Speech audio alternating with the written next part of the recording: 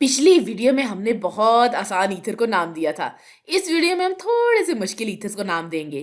खास तौर पर अगर ईथर बनते वक्त हमारे पास लंबी चेन की बजाय रिंग मौजूद हो तो आप तस्वीर कर सकते हैं कि मॉलिक्यूल कुछ इस तरह का दिखाई देगा, जिसमें आपके पास इस तरह से ऑक्सीजन होगा। ऑक्सीजन की साइड में आपके पास यहाँ पर इस तरह से ये कार्बन चेन होगी, लेकिन फिर ये चेन ऑक्सीजन के साथ फिर से जुड़ जाएगी। तो यहाँ हमारे पास ये रिंग मौजूद है। अब जाहिर है कि ये पक्का नहीं कि इसे किस तरह से नाम दिया जाए। ऐसा नहीं मुमकिन कि आप सिर्फ ये साइड देखकर इसे मिथाइल का नाम दे दें, फिर इस साइड को देखें तो यहाँ भी मिथाइल है, अब इसे भी मिथाइल कह दें। दरअसल ये एक ही साइड है, ये दोबारा इससे जुड़ी हुई है। अब आप इस तरह की ईथर को किस तरह से नाम देंगे? आप पहले इसे गिनेंगे। सबसे पहले एल्कीन की तरह आप इसमें सबसे बड़ी लंबी चेन देखेंगे। तो हम यहाँ से गिनना शुरू करते हैं। तो ये 1 2 3 4। अगर हम कार्बन चेन के हवाले से ही सोचें तो हम जानते हैं कि अगर ये एक कार्बन होता तो प्रीफिक्स मेथ होता, 2 के लिए एथ, 3 के लिए प्रॉप, 4 के लिए ब्यूट। तो अगर ये सिर्फ 4 कार्बन की चेन होती तो हम इसे ब्यूटेन कह देते। तो अगर हम यहाँ मौजूद सिर्फ इस कार्बन चेन को देखते हैं तो आप इसे सिर्फ ब्यूटेन कह देंगे। लेकिन जाहिर सी बात है कि ये ब्यूटेन तो नहीं है। हमारे पास यहाँ पर ये ऑक्सीजन कार्बन नंबर 1 और कार्बन नंबर 4 से जुड़ा हुआ है। तो यहाँ पर ये ऑक्सीजन कार्बन नंबर 1 और कार्बन नंबर 4 से जुड़ा हुआ है, लिहाजा हम इसे कहेंगे 1 4। और फिर हम यहाँ इस वीडियो में एक नया लफ्ज सीखेंगे जो कि मैं अब आपको बताने लगी हूँ। तो वो लफ्ज है इपॉक्सी ब्यूटेन। तो ये हो जाएगा 1 4 इपॉक्सी ब्यूटेन। ये लफ्ज सिर्फ तब इस्तेमाल नहीं होता जब ईथर कोई बड़ी रिंग बनाता है, बल्कि ये दरअसल आम चेन पर छोटी सी रिंग के सब सेट के लिए भी इस्तेमाल होता है। लेकिन कुछ इस तरह का तस्वीर कर सकते हैं। मैं कार्बन की चेन बना देती हूँ। फर्ज करें कि हमारे पास 5 कार्बन है। इस तरह से ये 1 2 3 4 5। और फर्ज करें कि इस कार्बन और इस कार्बन के दरमियान डबल बॉन्ड होने की बजाय ये कार्बन ऑक्सीजन के साथ जुड़ा हुआ है, जो कि फिर यहाँ मौजूद इस कार्बन से जुड़ा हुआ है। जाहिर सी बात है कि हर कार्बन के पास 4 बॉन्ड्स मौजूद हैं, और जो बॉन्ड्स हम नहीं बना रहे वो दरअसल हाइड्रोजन ही है। तो अब हम इसे क्या नाम देंगे? तो वही पुराना तरीका, हम चेन के इस हिस्से से गिनना शुरू करेंगे, नंबरिंग देना शुरू करेंगे जहां पर ऑक्सीजन सबसे करीब तरीन जुड़ा हुआ है। तो हम इस सिरे से गिनना शुरू करेंगे। तो ये 1 2 3 4 5, लिहाजा ये पेंटेन है। ऑक्सीजन कार्बन नंबर 1 और कार्बन नंबर 2 से जुड़ा हुआ है, तो ये हो जाएगा 1 2 इपॉक्सी पेंटेन। अब पिछली वीडियो में मैंने आपको बताया था कि आम ईथर ज्यादातर नॉन रिएक्टिव होते हैं, इसीलिए इनसे बहुत अच्छे सॉल्वेंट्स बनाए जा सकते हैं। लेकिन यहाँ मैंने ईथर की खास शक्ल बनाई है जिसे हम इपॉक्साइड्स कहते हैं।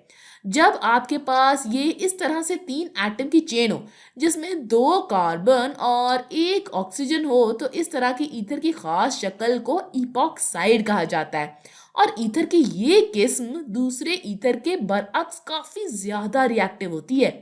कभी कभार लोग इसे ईथर से अलहदा तस्वुर कर लेते हैं। इनके बहुत ज्यादा रिएक्टिव होने की वजह यहाँ मौजूद ये 3 कार्बन की रिंग है। इन बॉन्ड्स में बहुत ज्यादा खिंचाव या स्ट्रेन मौजूद होता है।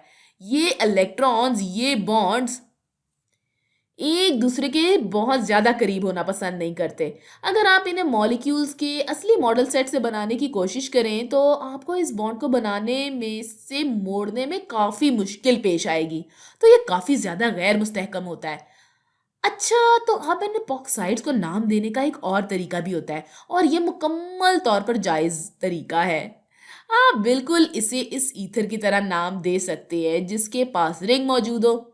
ये 1 2 इपॉक्सी पेंटेन है, लेकिन इसका मुतबादल तरीका ये है कि आप फर्ज करें कि यहाँ आपके पास डबल बॉन्ड मौजूद है, यहाँ इस ऑक्सीजन के बजाय डबल बॉन्ड मौजूद है।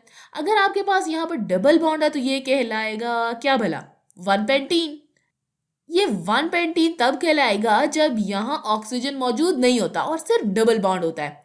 खैर, तो 1 पेंटीन कुछ इस तरह का दिखाई देगा। ये 1 2 3 4 5, ये कार्बन नंबर 1 है। तो ये 1 2 3 4 5। तो 1 पेंटीन कुछ इस तरह का दिखाई देगा। और ये हम पहले बहुत सी वीडियोस में देख चुके हैं कि कभी कभार ये पेंट वन इन भी कहलाता है। ये इस पर मुनसर है कि आप कौन सा तरीका इस्तेमाल कर रहे हैं। खैर, तो ज़्यादा इस्तेमाल होने वाला तरीका, आम तरीका ये वाला है।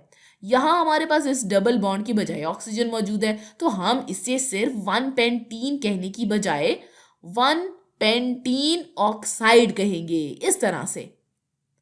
अच्छा, तो ये एक ही मॉलिक्यूल के दो मुख्तलिफ नाम हैं। ये चीज़ इसे वाज़ेह करिए कि ये एक एपॉक्साइड है। ये ईथर की ख़ास किस्म है जो कि इसे ज़्यादा रिएक्टिव बनाती है। ये किसी भी साइक्लिक ईथर को नाम देने का एक आम तरीका है। तो चले इसे मज़ीद समझने के लिए एक और मिसाल देखते हैं। इस बार हम साइकिल से निकलती हुई एक साइकिल बनाते हैं। इन्हें नाम देना थोड़ा सा मुश्किल है, पर इतना भी मुश्किल नहीं है। लेकिन जब आप इन्हें पहली बार देखते हैं तो आपको ये काफ़ी मुश्किल दिखाई देता है। खैर, तो फ़र्ज़ करें कि हमारे पास यहाँ पर साइक्लोहेक्सेन रिंग मौजूद है, तो ये साइक्लोहेक्सेन है। लेकिन साथ में फ़र्ज़ करें कि इससे हमारे पास एक छोटा सा इपॉक्सी इस तरह से निकल रहा है। अगर हम ये वाज़ेह करना चाहते हैं कि ये एपॉक्साइड है, तो हमें पहले ये फ़र्ज़ करना होगा कि ये सिर्फ एक डबल बॉन्ड है। तो अगर ये सिर्फ डबल बॉन्ड होता तो ये साइक्लोहेक्सीन होता।